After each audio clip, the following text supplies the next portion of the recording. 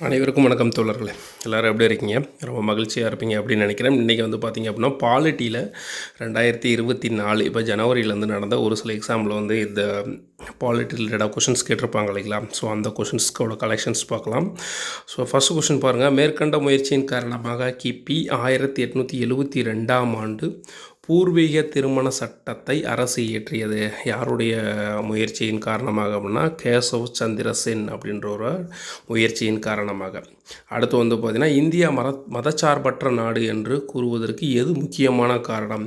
இதில் பாருங்கள், எல்லாமே சரியானது மாதிரியே தான் ஆன்சர் இருக்கும். ஆனால் இந்த மத சிறுபான்மையினருக்கு சிறப்பு பாதுகாப்பு.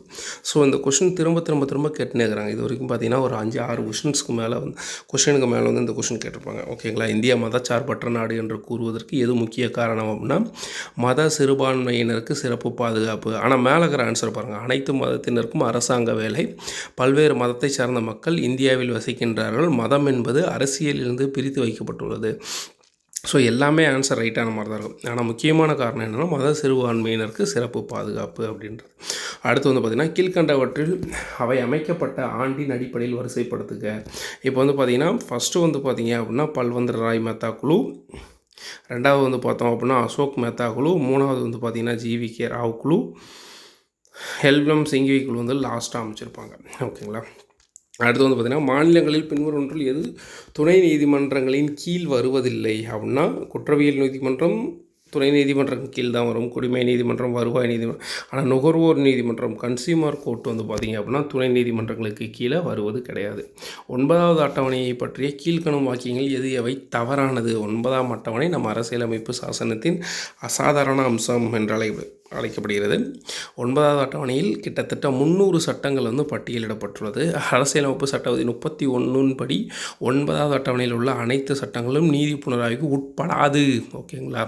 அடிப்படை உரிமை மீறலுக்கு 9வது அட்டவணையில் சட்டங்கள் நீதி புனராய்வுக்கு உட்படாது இல்லை. அடிப்படை உரிமை பாதிக்கப்பட்டால் அரசியலமைப்பில் எந்த பகுதியில் இருக்கிற சட்டமும் என்ன பண்ணும்? நீதி புனராய்வுக்கு உட்படும். அடுத்து வந்து பார்த்திங்கன்னா 2010 திருத்தப்பட்ட 1951ஆம் ஆண்டின் மக்கள் பிரதிநிதித்துவம் குறித்த சட்டம் வாக்களிக்கும் உரிமையை வழங்கியது அப்படின்னா வெளிநாடு வாழ் உள்ள இந்திய பாஸ்போர்ட் வைத்திருப்பவர்களுக்கு என்ன பண்ணுச்சு? ஓட்டு அளிக்கும் உரிமை, அதாவது வாக்களிக்கும் உரிமையை வழங்கியது.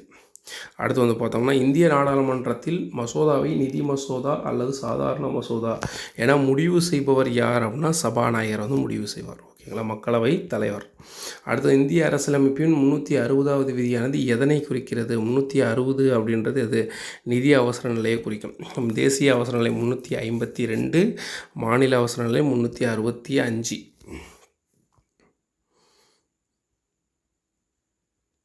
அடுத்து வந்து பார்த்தோம்னா பஞ்சாயத் ராஜ் தேர்தல் தொடர்பான சர்ச்சைகளை தீர்ப்பதற்கு ஒவ்வொரு மாநிலத்திலும் நிதித்துறை தீர்ப்பாயத்தை பரிந்துரை செய்த குழு எது அப்படின்னா எல்எம் சிங்வி குழு தான் பரிந்துரை செஞ்சுருந்துருப்பாங்க.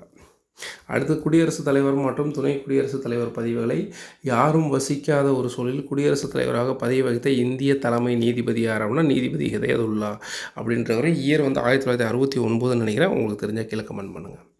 அடுத்து வந்து பார்த்தோம் அப்படின்னா தேஸ் குழுவின் முக்கிய பணி என்பது இந்திய அரசாங்க செலவுக்காக பாராளுமன்றத்தில் ஒதுக்கப்பட்ட நிதிகளை ஆய்வு செய்வதாகும். அப்படின்னா எதோட பப்ளிக் அக்கௌண்ட் கமிட்டி, அதாவது பொது கணக்கு குழுவுடைய வேலை அதுதான்.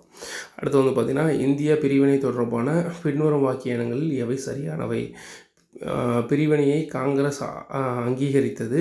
மவுண்ட்பேட்டன் இந்திய பிரிவினை திட்டத்தில் ஜூன் 2, 1947 வகுத்தார். 1947ஆம் ஆண்டு சட்டம் 2 சுதந்திர நாடுகள் உருவாக வழி செய்தது அப்படின்னா 3மே ரைட்டு தான்.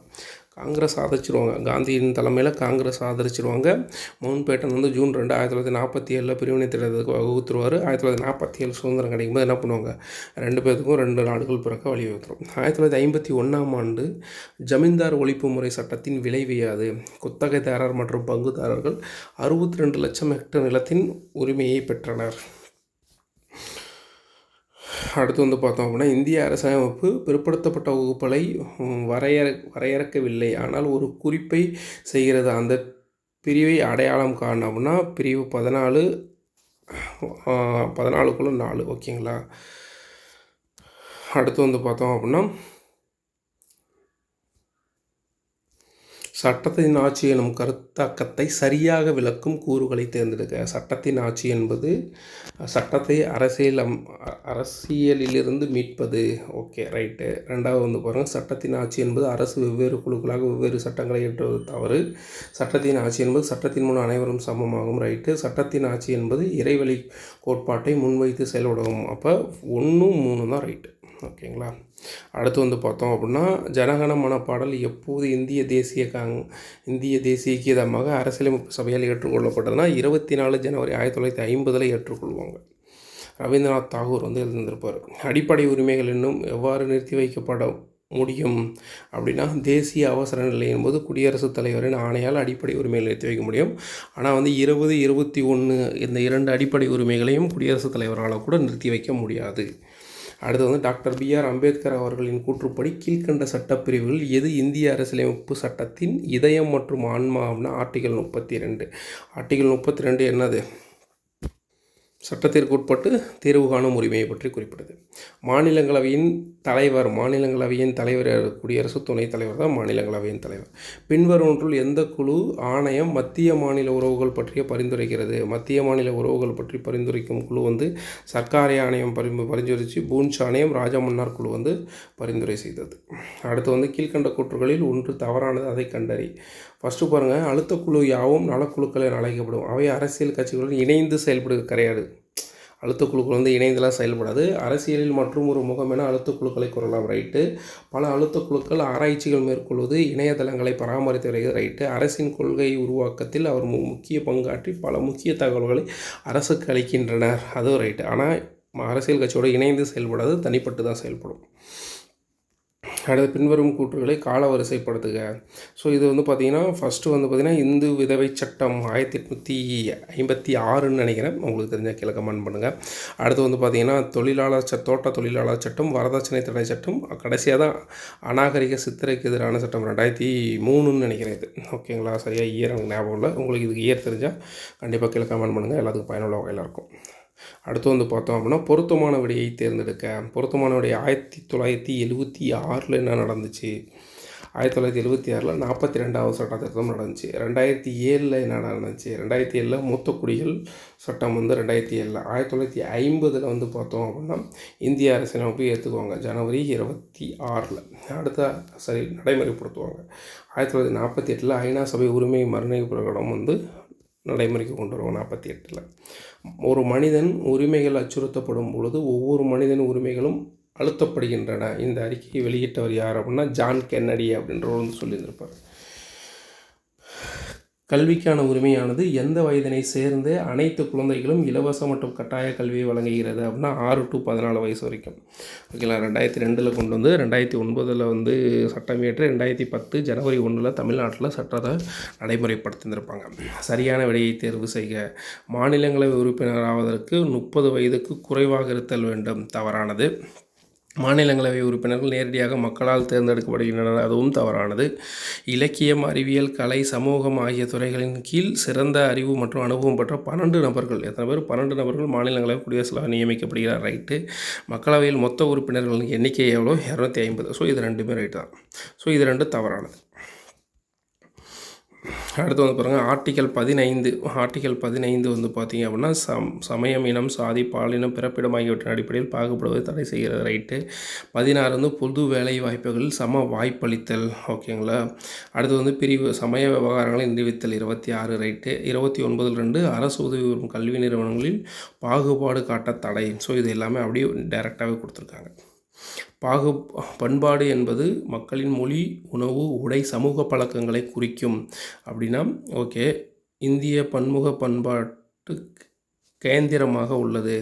பண்பாடு என்பது மக்களின் மொழி, உணவு, உடை, சமூக பழக்கங்களை குறிக்குது. இந்திய பன்முக பண்பாட்டுக்கு கேந்திரமாக உள்ளது. ஆமாம், ரெண்டுமே சரிதான். இந்திய அரசியலமைப்பில் தேஸ் பிரிவின் கீழ் அரசு நிதியுறவு பெறும் நிறுவனத்தில் சமய கல்வியை வழங்குவது தடை செய்யப்படுகிறது அப்படின்னா பிரிவு 28. அடுத்து கீழ்கண்டவற்றில் எது கவர்னரின் அதிகாரம் அல்ல? ராஜதந்திர மற்றும் இராணுவ அதிகாரங்கள் வந்து குடியரசுத் தலைவருடையது. மாநில தலைமை வழக்கறிஞரை நியமித்தல், சட்டங்களை கலைத்தல், மாநிலத்துக்குள் தண்டனைகளை பரிசீலனை செய்தல். ஸோ இதெல்லாம் பண்ணலாம். ஆனால் ராஜதந்திரம் மற்றும் இராணுவ அதிகாரங்கள் குடியரசுத் தலைவருடையது. இந்திய அரசியலமைப்பின் எந்த பகுதி குடியுரிமையை பற்றி விளக்குகிறது? குடியுரிமைனா பார்ட் 2. விரைவு நீதிமன்றங்கள் தேஸ் பரிந்துரையின் பேரில் ஏற்படுத்தப்பட்டன. 16வது நிதி ஆணையம். ஸோ இந்த கொஷின் நிறையா டைம் கேட்டிருக்காங்க. ஓகேங்களா? 16வது நிதி ஆணையத்தின் மூலம் உருவாக்கப்பட்டவை எவைன்னு கேட்கலாம். அல்லது விரைவு நீதிமன்றங்கள் எதன் பெயரில் அமைக்கப்பட்டது அப்படின்னா 11வது நிதி ஆணையம். அடுத்து 1953ஆம் ஆண்டின் மாநில மறுசீரமைப்பு ஆணையத்தின் தலைவராக இருந்தவர் யார் அப்படின்னா பசல் அலி, 1953. ஸோ பட்டியல் 1 பட்டியல் 2உடன் ஒப்பிட்டு ஆளுநர் சார்ந்த விதி பாருங்கள். 156 ஆளுநரின் பதவிக்காலம் பற்றி குறிப்பிடுது. 165 என்ன சொல்லுதுன்னா ஆளுநர் அட்வொகேட் ஜெனரலை அதிகாரி நியமிக்கும் அதிகாரம். அடுத்து வந்து பார்த்தோம் அப்படின்னா விதி 200 பாருங்கள். 200 வந்து என்ன சொல்லுது? ஆளுநர் மசோதாவுக்கு ஒப்புதல் அளித்தல். விதி 155 பார்த்தோம் அப்படின்னா ஆளுநரை நியமித்தல் அப்படின்றது குறிப்பிடுது. அடுத்து வந்து கீழ் சொல்லப்பட்டுள்ள இந்திய அரசியலமைப்பின் பண மசோதா என்ற சொல் எந்த விதியில் வரையறுக்க? விதி ஆர்டிகல் 110 கீழே தான் என்ன பண்ணுறாங்க? பண மசோதாவை நிறைவேற்றுறாங்க. இந்திய அரசியலமைப்பு சட்டத்தில் அடிப்படை கடமைகள் என்னும் தலைப்பின் கீழ் சரத்து எந்த திருத்தங்களின்படி சேர்க்கப்பட்டுள்ளது அப்படின்னா 42வது சட்ட திருத்தம் மற்றும் 86வது சட்ட திருத்தத்தின்படி சேர்த்திருப்பாங்க. ஓகேங்களா? அடுத்து வந்து அடிப்படை உரிமைகள் மீது நியாயமான கட்டுப்பாடுகளை விதிக்கும் அதிகாரத்தினை கொண்டவர் யார் அப்படின்னா பாராளுமன்றம், குடியரசுத் தலைவர் கிடையாது. பாராளுமன்றத்தின் வேண்டுகோளுக்கு இணங்க குடியரசுத் தலைவர் வந்து சட்டத்தை பிறப்பிப்பார். ஓகேங்களா? கீழ்கண்டவற்றில் சரியான பொருந்தாததை கூற்றுக அப்படின்னா இப்போ பாருங்கள், யூனியன் பிரதேசம், வழிகாட்டு நெறிமுறை கோட்பாடு, மாநில அரசு, இது எல்லாமே வந்து பார்த்திங்க அப்படின்னா அரசியலமைப்பு தோன்றும் போது இருந்திருக்கும். அடிப்படை கடமைகள் என்ன பண்ணியிருப்பாங்க? இடையில கொண்டு வந்து சேர்த்து வந்திருப்பாங்க. 1942வது சட்டத்தின்படி 1976 தான் இது என்ன பண்ணிருப்பாங்க? சேர்த்து வந்திருப்பாங்க. அடுத்து வந்து பார்த்தோம்னா இந்தியாவில் நிதி கொள்கை வடிவமைப்பது பின்வருவர்கள் யார் அப்படின்னா நிதி அமைச்சகம் தான் என்ன பண்ணும்? வடிவமைக்கும். இந்தியாவின் திட்டமிடல் ஆணையத்தின் தலைவர் யார் அப்படின்னா பிரதம மந்திரி. உலகளாவிய மனித உரிமை பிரகடனத்தின் கல்வி அடிப்படை உரிமை விதி 26. நம்மளது வந்து 21. ஆனால் உலகளாவிய மனித உரிமை பிரகடனத்தின் கல்வி அடிப்படை உரிமை விதி வந்து 26. அரசியலமைப்பின் கருத்தாக்க முதலில் தோன்றிய நாடு எது? அமெரிக்கா, யுனைடெட் அமெரிக்கா, ஐக்கிய நாடுகள்.